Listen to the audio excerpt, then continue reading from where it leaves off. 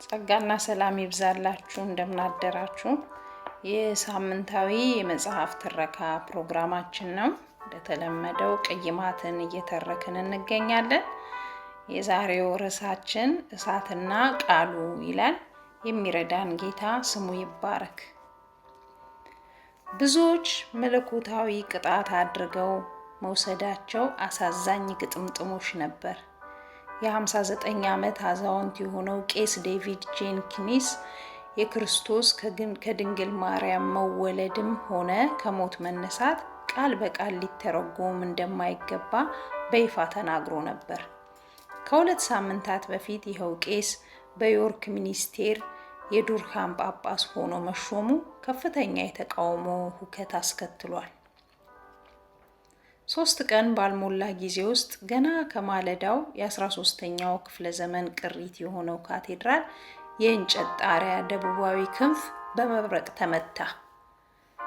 ከሌሊቱ 8 ሰዓት ተኩል ላይ በሰሜን አውሮፓ እጅግ ታላቅ የሆነውና የመካከለኛው ዘመን ምርጥ ህንፃ የተባለው ካቴድራል በእሳት እየጋየ ነበር። የጄንኪንስ ተቃዋሚዎች እግዚአብሔር ለአመለካከታቸው ፍትሃዊ ብያኔ እንደሰጠ ለመናገር ምንም ጊዜ አላጠፉ።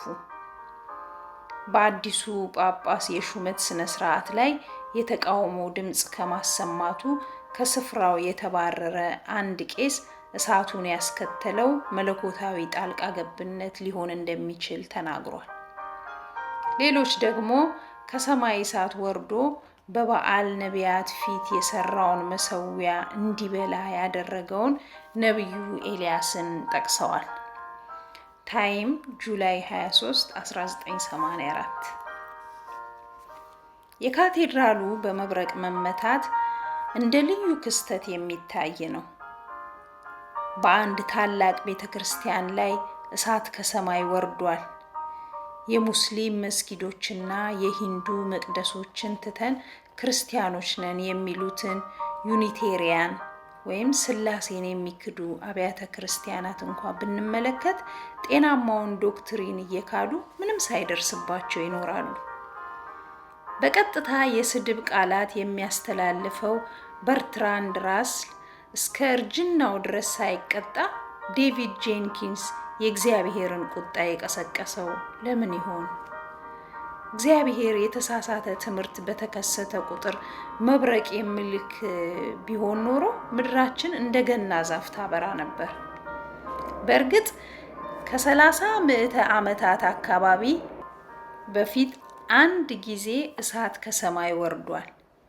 ከዚያን ጊዜ ጀምሮ አገልጋዮች ያንን የቀርሜሎስ ተራራ ትዕይንት ሲያስታውሱ ኖረዋል። ይኸው ታሪክ እውነት የማይመስል ገጽታ ነበረው። ኤልያስ ብቻውን 850 የሐሰት ነቢያትን ለመግጠም ወደ በረሃማው የእስራኤል ተራራ አመራ። በአፈንጋጭነቱና በማይጨበጥ ገጽታው የታወቀው ነብዩ ኤልያስ የተሰበሰበውን ሕዝብ እንደ ምትሃተኛ አስደመመው። 12 እንስራ ሙሉ ውሃ ከመሰዊያው ስፍራ ላይ አፈሰሰ። ይህም ከ3 ዓመታት የድርቅ ዘመን በኋላ የተገኘ ውድ ሀብት ነበር። ኤልያስ አንድ ግዙፍ ብሔራዊ ቀልድ እያዘጋጀ የሚገኝ እየመሰላቸው ሳለ ክስተቱ ተፈጸመ። አንዲት የእሳት ኳስ እንደ ተወርዋሪ ኮከብ ከተራራው ሰማይ ወረደች። ከሙቀቱ ኃያልነት የተነሳ መሬቱና ድንጋዮቹ ቀለጡ። ነበልባሉም ውሃውን እንደ ነዳጅ በላው። ሕዝቡ በድንጋጤና በመደነቅ ከመሬት ላይ ተደፋ። እግዚአብሔር እርሱ አምላክ ነው፣ እግዚአብሔር እሱ አምላክ ነው ሲሉም ጮሁ። በሚያስደንቅ ይፋዊ ሙግት እግዚአብሔር የክፉን ኃይላት ደመሰሳቸው። ስለሆነም በእምነት ዘገባ ውስጥ ትዕይንቱ ከፍተኛ ስፍራ መያዙ የሚያስደንቅ አይሆንም። በኢየሱስ ዘመን የነበሩት ሰዎች ኤልያስ ዳግም ስጋ ለብሶ እንደመጣ በመግለጽ መሳሳታቸውም አያስገርምም። በአሁኑ ዘመን እንኳ መብረቅ አንድን ካቴድራል ሲመታ ሰዎች ፈጥነው የቀርሜሎስን ተራራ ያስታውሳሉ። ይሁንና በኮሎራዶ በምትገኘው ትንሽ ክፍል ውስጥ ተቀምጬ መጽሐፍ ቅዱሴን ሳነብ የኤልያስን ሕይወት እጅግ በተለየ መንገድ ልመለከት ችያለሁ። እርሱና የተአምራት ሥራ መንትያው ኤልሳ የተገለጹት የብሉይ ኪዳን የነቢይ ሞዴሎች ሆነው ሳይሆን ለየት እንዳሉ አገልጋዮች ነው። ከነርሱ በኋላ ከተነሱት ነቢያት እንደዚህ አይነት ተአምራት የሰሩ ብዙዎች አልነበሩም። ኃይላቸውን የምናፍቅ ከሆነ የተሳሳተ ነገር መናፈቃችን ነው። የኤልያስ ዘመን ምልክቶችና ድንቆች በእስራኤላውያን ላይ የረጅም ጊዜ ውጤት የሚያስከትሉ የዚያው ዘመን ነጸብራቆች ነበሩ። እንደ ሰደድ እሳት የሚቀጣጠሉ መነቃቃቶችን አልተከሰቱም። ከመጠነኛ ሃይማኖታዊ መነቃቃት በኋላ ሕዝቡ ረጅም ወደ ሆነው ከእግዚአብሔር ዘንድ ገሸሽ ወደ ማለት አዝማሚያ ተመለሱ። የቀርሜሎስን ትዕይንት በቦታው ተገኝቶ የታዘበው ንጉሥ አክዓብ ራሱ የእስራኤል እጅግ የከፋ ንጉሥ የመሆንን ቅርስ አስተላለፈ። በኤልያስ ላይም ቢሆን የቀርሜሎሱ ተራራ የእሳት ኳስ የፈጠረው ዘላቂ ውጤት አልነበረም። ነቢዩ ለሕይወቱ በመስጋት የአክዓብ ሚስት የሆነችው ኤልዛቤል የ40 ቀናት መንገድ ሸሸ። በቀጣዩ ጊዜ እግዚአብሔር ከኤልያስ ጋር ሲገናኝ በእሳት ወይም በከፍተኛ ነፋስ ወይም በመሬት መንቀጥቀጥ አልተገናኘውም። ይልቁንም ዝምታን በሚመስል የሹክሹክታ ድምፅ ተገናኘው። ይህም ወደፊት የሚከሰተውን ከፍተኛ ለውጥ የሚያመለክት ነበር። ነቢያት ኤልያስን መከተሉ ከባድ ሳይሆን አልቀረም። ከቀርሜሎስ ተራራ ድል በኋላ ሚክያስ የተባለ ሌላ ነቢይ በንጉሥ አክዓብ ፊት በተመሳሳይ ሁኔታዎች ውስጥ ቆሞ ተገኘ። እንደ ኤልያስ ሁሉ የ400 የሐሰት ነቢያት ጋር ተጋፍጦ ከእግዚአብሔር ዘንድ ኃይለኛ መልእክት አስተላለፈ። በዚህ ጊዜ ግን እሳት ከሰማይ አልወረደም። ይልቁንም ነቢዩ በጥፊ ተጠፍጥፎ ወህኒ ወረደ።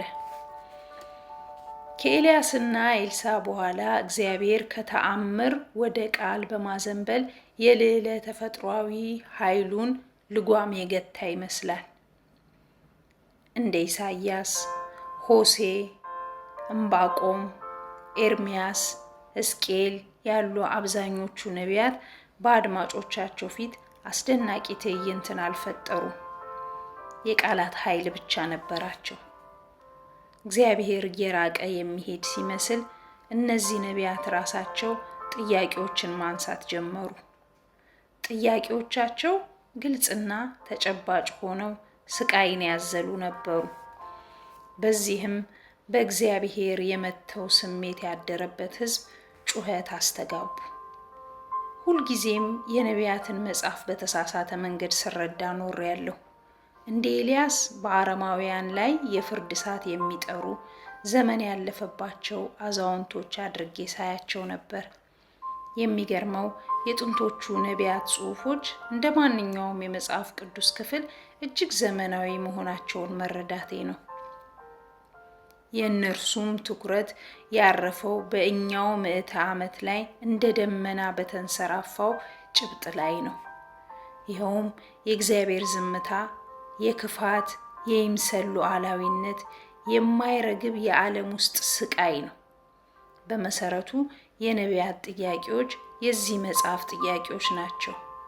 የእግዚአብሔር ፍትሕ አልበኛነት፣ ዝምታና ስውርነት። በታሪክ ውስጥ ከማንም በላቀ ስሜታዊነት ከእግዚአብሔር ጋር የነበራቸውን ቅይማት የገለጹት የእስራኤል ነቢያት ነበሩ። እግዚአብሔርን የማያውቁ ሕዝቦች ተንደላቀው የሚኖሩት ለምንድን ነው ሲሉ ጠይቀዋል። በዓለም ውስጥ እንዲህ ያለ ድህነትና ጉስቁልና የሚስተዋለው ለምንድን ነው? ለምን ተአምራት አይከሰቱም? እግዚአብሔር ሆይ ወዴት ነህ? ለምን ሁልጊዜ ትረሳናለህ? ለምን ይህን ያህል ለረጅም ጊዜ ትተወናለህ? ራስህን ግለጽ፣ ዝምታህን ግፈፍ፣ በሕግ አምላክ ተግባራዊ እንቅስቃሴ አሳይ። የላይኛው መደብ አባል ሆኖ ነገስታትን ያማክር የነበረው የኢሳያስ ጩኸት ያስተጋባ ነበር። ኢሳያስ ከኤልያስ ግለሰባዊ መልክ ጋር ሲነጻጸር ዊንስተን ቸርችል ከጋንዲ እንደሚርቁ አይነት ነበር። በእውነት አንተ ራስህን የምትሰውር አምላክ ነህ። ሰማዮችን ቀደህ ምን ነው ብትወርድ፣ ተራሮችን ምን ነው ቢናወጡ ሲል ኢሳያስ ተማጽኗል። ኤርምያስ ድምፁን ከፍ አድርጎ የስኬትን ስነ መለኮት ተቃውሟል። በዚያን ዘመን ነቢያት በጉድጓድ ውስጥ ይጣሉና በሰይፍ ለሁለት ይሰነጠቁ ነበር። ኤርምያስ እግዚአብሔርን ከደካማ ሰው ጋር ያነጻጽረዋል። እንዳንቀላፋ ሰው ያድንም ዘንድ እንደማይችል ኃያል ስለም ትሆናለህ። ቮልቴር ከዚህ የተሻለ አገላለጽ አልነበረውም። ሁሉን የሚችልና ሁሉን የሚያፈቅር አምላክ እንዲህ የተመሰቃቀለ ዓለም እንዲኖር የሚፈቅደው ለምንድን ነው? ዕንባቆም ለምን ፍትህ እንደማይቆም እግዚአብሔርን ጠይቋል። አቤቱ እኔ ስጮህ የማትሰማው እስከ መቼ ነው? ስለ ግፍ ወደ አንተ ጮሃለሁ፣ አንተም አታድንም። በደልንስ ስለምን አሳየኸኝ? ጠማማነትንስ ስለምን ትመለከታለህ? እንደ ሌሎች እስራኤላውያን ሁሉ ነቢያትም ያደጉት የድልን ታሪክ ሲጋቱ ነበር። በልጅነታቸው እግዚአብሔር እንዴት ሕዝቡን ከባርነት ነፃ እንዳወጣቸው፣ ከመካከላቸው ወርዶ እንደኖረና ወደ ተስፋይቱ ምድር እንዳስገባቸው ሲተረክላቸው ኖሯል። አሁን ግን የወደፊቱን ሕይወት አሻግረው ሲመለከቱ እነዚያ ሁሉ ድሎች በዝግመታዊ ጉዞ ሲሰወሩ አዩ። ከሰሎሞን ዘመን የማይዘነጋ ትዕይንት በተቃራኒው የእግዚአብሔርን ክብር ሲነሳ፣ ለአፍታ ከቤተ መቅደሱ ሲሰፍና ከዚያም ሲሰወር ሕዝቅኤል ተመልክቷል። ሕዝቅኤል በራእይ የተመለከተውን ነገር ኤርምያስ በግልጽ እውነታ አይቶታል። የባቢሎን ወታደሮች ወደ መቅደሱ ገብተዋል። አረማውያን እጅግ በተቀደሰው ስፍራ ከዚያም በዘበዙት፣ አቃጠሉት። የታሪክ ጸሐፊዎች ወታደሮቹ ከመቅደሱ ሲገቡ የማይታየውን አምላክ ፍለጋ አየሩን በጦር ይወጉት ነበር። ከሂሮሺማ የቦምብ አደጋ ተርፎ በፍርስራሹ ውስጥ እየተንገዳገደ እንደሚያልፍ መንገደኛ ነቢዩ ኤርምያስ በድንጋጤ ተቃኝቶ ወደ ጦርነት ሜዳ በተለወጡት የኢየሩሳሌም ጎዳናዎች ላይ ይቅበዘበዝ ነበር። በዚህ ጊዜ የእስራኤል ንጉሥ ዓይኖቹን ታውሮ በሰንሰለት ተጠፍሮ ነበር። የአገሩ ልዑላን ታርደዋል። በመጨረሻ ወረራ የኢየሩሳሌም ሴቶች የራሳቸውን ልጆች ቀቅለው በልተዋል። ያን ጊዜ ነብይ መሆን ምን አይነት ስሜት እንደሚያጭር ኤርምያስ እንዲህ ሲል ይገልጽልናል። በሕዝቤ ሴት ልጅ ስብራትን ተሰብሬያለሁ፣ ጠቁሬም አለው፣ አድናቆትም ይዞኛል። ተወግተው ስለሞቱ ስለ ሕዝቤ ሴት ልጆች ሰዎች ሌሊትና ቀን አለቅስ ዘንድ ራሴ ውሃ ዓይኔም የእንባ ምንጭ በሆነልኝ። ልቤ በውስጤ ተሰብሯል፣ አጥንቶቼም ሁሉ ታውከዋል። የወይን ጠጅ እንዳሸነፈው እንደ ሰካራም ሰው ሆኛለሁ። ይሁንና የነቢያት እጅግ አስደናቂ ገጽታ ዘመናዊ አመለካከታቸው ወይም ከእግዚአብሔር ጋር ስለነበራቸው ቅይማት ድምፃቸውን አጉልተው መጮኻቸው አይደለም። እነዚህን 17 የነቢያት መጽሐፍት በቅርበት መመልከት የሚገባን ለነቢያቱ ጥንካሬ ጠንካራ ጥያቄዎች የእግዚአብሔርን ምላሽ የሚያካትቱ በመሆናቸው ነው። የመጽሐፍ ቅዱስ ጥቅሶች አንደኛ ነገሥት 17:19፣ ሰቆቃወ ኤርምያስ 5፣ ኢሳይያስ 45:64፣ ኤርምያስ 14፣ ዕንባቆም 1፣ ኤርምያስ 8:9 እና 23። ጸጋና ሰላም ይብዛላችሁ። ለዛሬ እዚህ ላይ ይበቃናል። የረዳን ጌታ ስሙ ይባረክ። ሳምንት እንቀጥላለን። ስላዳመጣችሁኝ አመሰግናለሁ። ተባረኩ።